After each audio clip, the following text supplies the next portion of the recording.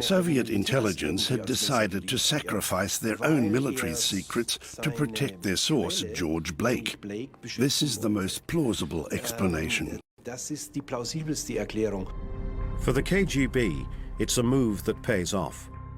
Blake exposes countless MI6 operations, even betraying agents in Eastern Europe, agents he himself has recruited. In 1961, the mole's cover is blown. Blake is sentenced to 42 years in prison. In 1966, he pulls off a spectacular escape. His escape is basically an extension of his experiences in the war. He had been a prisoner of war in North Korea. He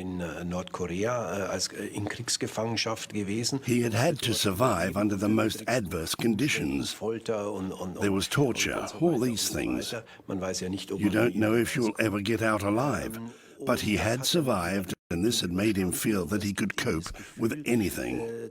He never ceased to believe in himself. To him, it was just another kind of war, and he wanted to win that war for his own sake. And that meant escaping from jail.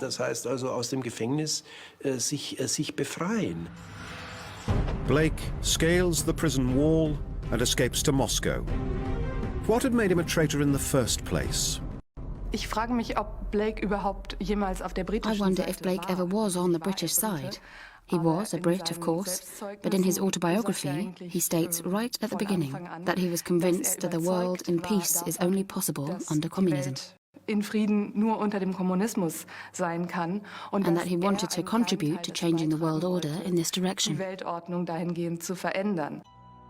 Blake uses his occasional appearances in front of a camera to justify his actions. That his acts cost former colleagues their lives, this is not something he's wanting to hear.